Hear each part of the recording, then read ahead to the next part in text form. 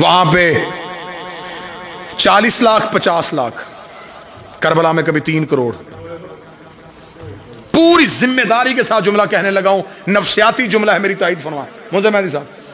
40 لاکھ 50 لاکھ بندہ حج کر کے واپس آئے نا حسن بھائی عباس پہ، ان کے سروں پہ قرآن رکھ کے پوچھو کہ تو نے حجر اسود کو بوسہ دیا؟ وہ اتنا رش تھا، کوشش بڑی کی، نہیں جا سکا.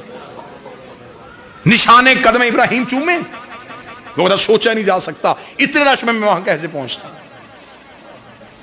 تو بتا کعبے کے غلاف پہ ہاتھ رکھا، ایک بار صرف مس کیا تھا، دوبارہ جا ہی نہیں سکا. یہ ہے 40 لاکھ 6 کروڑ بندہ کربلا سے واپس آئے. ٹانگوں سے معذور بندے سے پوچھ تو حسین کی زری پہ گیا؟ وہ کہتا جیسے میں گیا ہوں. کریم تو بغیر ملاقات کے کسی کو واپس بھیجتے. وہاں نا امید ہو کے واپس آ سکتا ہے، کربلا سے کوئی نا امید ہو کے واپس. میں ٹھیک کہہ رہا ہوں؟ میں نے خود امام حسین علیہ السلام کے حرم میں بیٹھے ہوئے ایک عالم دین کی زبانی سنا تھا. وہ کہتے تھے یہ کریم کے شہر کا معجزہ ہے، جیسے جیسے مہمان آتے جاتے ہیں حسین کربلا کو کھولتا جاتا ہے. کربلا آج بھی تنگی کا نام نہیں، کربلا کشادگی کا نام ہے. حسین نے کرم سستا کیا. حسین کا دیکھ خدا نے کہا تھا میرے گھر آنا تو امیر ہے، میں نے وہ شرط ختم کر دی. میں نے شرط بھی ختم کر دی. غریب ہے قرضہ اٹھا، ادھار مانگ کسی سے، واپس کی تو نے ذہن میں رکھنا، واپس تو نے نہیں کرنے. میں ایسے سبب مہیا کر دوں گا، تیرے زیارت سے واپس آنے سے پہلے میں تیرے رزق کا بندوبست کر دوں گا. تو آ جا میرے شہر میں، کھانا بھی میں دوں گا، پانی بھی میں پلاؤں گا. ہر طرح کی شرط ختم کر دی تھی حسین نے، کیونکہ کربلا کی زیارت کا تعلق پیسے سے ہے ہی نہیں. میں نے خیرات مانگنے والے لوگوں کو کربلا میں حسین کے مہمان بن کر دیکھا. کریم کربلا نے کہا میں نے تو ہر چیز ختم کر دی تھی، تو پھر بھی نہیں آ سکا. حسین نے کہا چل تو نہیں آ سکا، میں تیرے لیے کرم اور سستا کرتا ہوں. تو میرے شہر نہیں آیا، میں تیرے شہر میں اپنے گھر بنا لیتا ہوں. میں کوئی قصر عباس بناؤں گا، میں کوئی قصر علی اکبر بناؤں گا، میں کوئی گلشن زہرا بناؤں گا، میں کوئی در بطول بناؤں گا. یہ جو گھر ہے نا جس گھر میں ہم بیٹھے ہیں، یہ کس کی ملکیت ہے؟ حسین کی. مولانا فرمایا تو میرے گھر نہیں آ سکا، چل میں تیرے شہر آ گیا. پھر ایسے کرتے ہیں کہ میں اپنے شہر سے اپنے گھر آیا کروں گا، تو اپنے گھر سے میرے گھر آیا کروں. تھوڑی دیر اکٹھے بیٹھیں گے، تو سنانا مجھے اپنے تکلیفیں، میں سناؤں گا تجھے اپنے درد. کریم کہتے پھر تیرا میرا ہو جائے گا رشتہ مضبوط. پھر ایسے کرنا تو میرے بیٹوں کے جنازے اٹھانا، میں تیرے بیٹوں کے جنازے اٹھا. کوشش میں نے پوری کی کہ موضوع کو نبھا سکوں. استقبال عزا، استقبال محرم. میں مصیبت کی 2 سطریں پڑھنے سے پہلے دل سے دعا کرنے لگا ہوں. دل سے آمین کہنا. میرا اللہ اگر ہم میں سے کسی کی زندگی کی سانسیں محرم سے پہلے ختم ہو رہی ہیں تو حسین کے ذوالجناح کی زین سے اترنے کا واسطہ ہمارے زندگی کے دن اتنے بڑھا دینا ہم غریب کے جنازے پہ شریک ہو سکیں. ہمیں زندگی سے پیار نہیں، ہمیں حسین کی عزاداری سے پیار ہے. یہ قوم زندہ ہی رونے کے لیے ہے. مولا حسین کی عزت قسم منظر بھائی، اتنا اس قوم کو بیٹوں کی شادیوں کا انتظار نہیں ہوتا جتنا انہیں حسین کی عزاداری کا انتظار. پردیس میں بھی بیٹھے ہیں لیکن حسین کے نام پہ اکٹھے ہو گئے. وطن میں جاتے ہو تو دیکھتے ہو کہ میری قوم کی مائیں بہنیں بیٹیاں سڑکوں پہ بچوں کو لے کے جاتی ہیں. جو بیٹی پورا سال باپ اور بھائی کے حکم کے بغیر گھر سے پاؤں نہیں رکھتی، وہ بھی 10 محرم کو گھر بیٹھی ہو نا تو باپ آ کے کہتا تو ابھی تک گھر میں ہی ہے. بیٹی دے کے کہنا کہ بابا تو پورا سال مجھے بازار جانے نہیں دیتا. وہ رو کے کہتا آج کوئی وہ بات ہے، آج تو زینب کا بھی چادر اتر گئی ہے، آج تو عالیہ کا بھی برقع اتر گیا. اس قوم کو محبت نہیں، عشق ہے حسین سے. کوئی مصائب مضمون کے اعتبار سے نہیں پڑھوں گا. ایک معجزات حضرت عباس میں سے ایک کتاب کی ایک روایت، ایک معجزہ، ایک واقعہ، ایک عزاداری کا اجر، ایک عزاداری کی فضیلت وہ سناؤں اور آپ کو سلام کروں اور قبلہ دعا فرمائیں. ایام عزا سے پہلے اپنے دل کی زمین خالی کر لینا، کیونکہ 10 دن مہمان رہنا ہے تیرے دل میں حسین نے. مصر کا رہنے والا ایک مومن تھا، پیشے کے اعتبار سے تاجر تھا. ہر سال اپنے گھر میں 10 دن امام حسین کی صف اذا بچھاتے. ایک سال ایسا آیا کہ تاجر مقروض ہو گیا. مقروض بھی اتنا ہوا کہ گھر کے برتن بھی بک گئے، اور محرم کا چاند آ گیا. اپنی چھت پہ جا کے محرم کے چاند کو دیکھا تھا، کاش میری زندگی میں طلوع نہ ہوتا، تو طلوع ہوتا میرے گھر میں، حسین کی مجلس ہوتی، حسین کا ماتم ہوتا، تو بھی طلوع ہو گیا، میرے گھر میں انتظام کرنے والا بھی کوئی نہیں. ابھی یہ چاند سے شکوے کر رہا تھا، یا کاندھے پہ زوجہ کا ہاتھ آیا. اس نے مڑ کے دیکھا، پیچھے بیوی کھڑی ہے، رو کے کہنے لگی گلے نہ کر، مشکل وقت میں قیمتی چیز بیچتے. اس کے ذہن میں خیال آیا ضرور عورتوں کو زیور پیارے ہوتے، اس کے پاس کوئی زیور ہے. دیکھنا کہ تیرے پاس کوئی قیمتی زیور تو نہیں؟ وہ کہتی ہاں ہے. آگے آگے زوجہ چلی، پیچھے پیچھے شوہر چلا. کتاب کہتی وہاں لے کے آئی جہاں 2 بیٹے سو رہے تھے. بیٹوں کے سرہانے کھڑی ہو کے رو کے کہتی میرے گھر میں ان سے قیمتی کچھ بھی نہیں. باپ کی نگاہیں ماں کی نگاہوں میں گئیں. دیکھ کے کہنے لگا میں تیری بات سمجھا نہیں. رو کے کہنے لگی مشکل وقت آئے تو قیمتی چیز بیچتے، لے جا بردہ فروشوں کے بازار، غلام بنا کے بیچتے. باپ کے جسم میں عباس بھائی کپ کپی آئی. رو کے کہتا کبھی کسی نے بیٹے بھی بیچے ہیں؟ رو کے دی سچ بتا تو نے مانگے کس سے تھے؟ حسین سے مانگے تھے نا.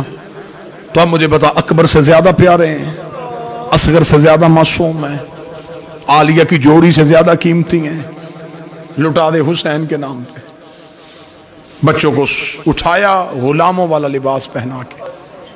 یہ تھے شیعہ، انہیں کہتے ہیں عزادار. ماں نے بیٹے دیے باپ کے ہاتھ میں، بچوں کے ہاتھ پکڑ کے بردہ فروشوں کے بازار میں آگا. صبح سے لے کے شام تک آوازیں دیتا رہا غلام لے لو، غلام لے لو، غلام. محنت زیادہ کروا لینا، اجرت تھوڑی دے دینا. گاہک تلاش کرتا رہا، کوئی گاہک نہ ملا. شام کو تھکا ہوا عزادار زمین پہ بیٹھا، بیٹوں کے سر سینے پہ رکھ کے منہ بقیہ کی طرف کر کے تھا بی بھی اب میرا مقدر، میں تو گھر سے بیٹے بھی لے آیا تھا. شہزادی تجھے میری عزاداری منظور نہیں؟ ابھی یہ بات کر رہا تھا، یہاں بازار میں گھوڑے کے ٹاپوں کی آواز آئی. اس کے قریب آگے گھوڑا سوار رک گیا. اس نے یوں سر اٹھایا، گھوڑے سوار کے چہرے پہ نقاب. گھوڑا سوار کی آواز آئی غلام بیچے گا؟ اب جب خبر ہوگی کہ گاہک آ گیا ہے تو اب زبان خاموش ہو گئی. سر ہلایا بیچوں. گھوڑا سوار کی آواز ہے کیا قیمت لے گا؟ تڑپ کے کہتا کوئی کائنات بھی دیتا، میں بال بھی توڑ کے نہ دیتا. میں نے منتوں سے مانگے، میں نے مشکل سے جوان کیے. کتنا مشکل ہوتا ہے کسی باپ کے لیے اولاد کی قیمت بتانا. رو کے کہنے لگا میری زبان پہ قیمت نہیں آ رہی، بس اتنا دے دے 10 دن میرے گھر میں غریب کی مجلس ہو سکے. اتنا جملہ کہنا تھا. یہ گھوڑے سوار کی آواز آئی، وہ سامنے گھوڑے پہ تھیلا، تھیلے پہ دینار ہے، دینار اٹھا اور اپنے بچے میرے ساتھ گھوڑے پہ بٹھا دے. دینار اٹھا، بچے گھوڑے پہ بٹھا دے. دینار اٹھا، بچے گھوڑے پہ. جو بندہ بیٹھا ہے اسے خبر ہے کہ محرم آنے والا ہے، وہ سینے پہ ہاں ضرور مارے گا، ہائے ضرور کہے گا. جب گھوڑا سوار کی آواز آئی دینار اٹھا اور اپنے بچے گھوڑے پہ بٹھا دے، اتنا کہنا تھا. چند قدم پیچھے ہٹ کے کہنے لگا میں کوئی قرضہ تو نہیں مانگ رہا، بیٹے بیچ رہا ہو، اتنی بھی امیری کیا تو پیسے بھی اٹھا کے نہیں دے رہا. گھوڑا سوار کی آواز میری مجبوری ہے، میرے ہاتھ ہوتے میں تیرے بیٹے ہاتھوں سے اٹھاتا، میرے بازو ہوتے میں تیرے لال سینے سے لگاتا. او میری مجبوری، میرے ہاتھ نہیں، میرے بازو نہیں. اٹھا بچے، بٹھا میرے ساتھ گھوڑے پہ. کتاب کے جملے ہیں. اس نے بیٹوں کو اٹھایا گھوڑا سوار کے ساتھ. گھوڑا سوار نے سینے کے ساتھ. سواری نظروں سے اوجھل ہو گئی. اب مصائب واقعات کا نام نہیں، کیفیت کا نام. آپ کے اوپر کیفیت طاری ہو گئی، آنکھ سے آنسو آ جائیں گے. غریب نے تو اتنا سستا کیا ہے کرم. حسین کہتے اگر میرے مصائب میں تجھے رونا نہ آئے نا تو تو اپنے درد یاد کر لیا کر. رو کسی بھی مصیبت کو، لیکن مجلس میں بیٹھ کے تیری آنکھ سے آنسو آئے. کیونکہ جو شام سے آتی ہے اسے تکلیف ہوتی ہے کسی کی آنکھیں خشک رہیں. وہ رو کے کہتی تو نے دیکھا جو نہیں تھا گھوڑے سے گرتا، کاش تجھے خبر ہوتی میرا اکبر کتنا خوبصورت. لہذا میں کوشش کر رہا ہوں کہ میں گریے کا سبب مہیا کروں. تھکا ہوا مزدور غریب باپ بیٹوں کو دیکھ کے دینار ہاتھ میں گھر کی جانب چلا. اللہ تمہاری اولاد کی زندگی کرے. اللہ کسی باپ کو اولاد کا غم نہ دکھائے. دروازے پہ ماں کھڑی دیکھ رہی تھی، جب شوہر کو خالی ہاتھ آتے دیکھا گر گئی دروازے. شوہر قریب آیا، بس رو کے اتنا ہی پوچھا بک گئے؟ بک گئے. اتنا کہنا تھا، قدموں پہ ہاتھ رکھ کے کہتی دیکھ میں بھی مومنہ ہوں تو بھی مومن ہے، یہ تیرے آگے ہاتھ باندھی. مشکل ہوتا ہے ماؤں کے لیے صبر کرنا، مجھے خبر ہے کہ میرے لیے کیا تھے. منت کر کے کہتی ہوں اب ہم نے بچوں کو نہیں رونا، ہم نے زہرا کے بچوں کو رونا. ہم نے اپنے بیٹوں کو یاد نہیں کرنا، ہم نے بطول کے بیٹوں کو یاد کرنا ہے. 10 دن میرے گھر میں میرے کسی بچے کی بات نہ ہو، کسی بیٹے کا تذکرہ نہیں کرنا. ہم نے بھول جانا ہے، ہم نے سمجھنا ہے ہی نہیں تھے. 10 دن ہم نے صرف غریب کو رونا ہے. مصر کی جامع مسجد میں اعلان ہو گیا کہ فلاں شیعہ کے گھر میں حسین کی عزاداری برپا ہے. لوگ جانا شروع ہو گئے، حسین کا ذکر ہوا، حسین کی مجلس ہوئی، غریب کا ماتم ہوا، لنگر نیاز ہوا. لوگ اپنے اپنے گھروں کو واپس چلے گئے. رات آدھی سے زیادہ ڈھل گئی. کتاب کہتی نہ ماں سو رہی تھی نہ باپ سو رہا تھا. ماں کی نگاہیں بھی آسمان پہ، باپ کی نگاہیں بھی آسمان پہ. آدھی رات کے بعد اٹھی، شوہر کے قدموں پہ آگے بیٹھی، رو کے کہتی مجھے حسین کی قسم مجھے شرمندگی نہیں ہے، صرف اتنا پوچھنے کس کے ہاتھ بھیج کے آیا تھا. انہیں غلامی کا طریقہ نہیں آتا، انہیں نوکری کے آداب نہیں آتے. میں نے بڑے لاڈوں سے پالے تھے اپنے بیٹے، انہیں کوئی کام کرنا نہیں آتا. اتنا کہنا تھا. باپ اٹھ کے بیٹھا، رو کر گا. چہرے سے کوئی شریف لگتا تھا، بازو اس کے تھے کوئی نہیں، چہرے پہ اس کے نقاب تھا، سینے سے لگا کے چلا گیا.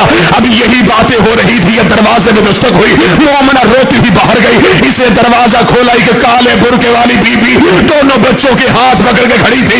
اتنا کہنا تھا، مومنہ قدموں میں گر گئی، رو کری بی بی ان سے کوئی غلطی ہو گئی ہو، میں معافی مانگتی ہوں. انہیں نوکری کرنے کا طریقہ نہیں آتا، یہ پہلی بار غلام بن کے گئے تھے. یہ کالے برقع والی کی آواز آئی، ہمیں پہچان، ہم بیٹے دیتے ہیں لیتے نہیں ہیں. رو گئی تو جو گلیوں میں بیٹے دے رہی ہے تو کون ہے؟ بی بی کی آواز آئی، تیرے گھر میں کس کا ماتم ہوا ہے؟ رو گئی زہرا کے بیٹے کا. بی بی تڑپ گئی، تو میرے بیٹے کو رو رہی تھی، میں ساری رات تیرے بچے گود میں اٹھا کے کبھی کربلا کبھی شام رو رو کے کبھی اٹھو حسین میں تیرا صدقہ لے کے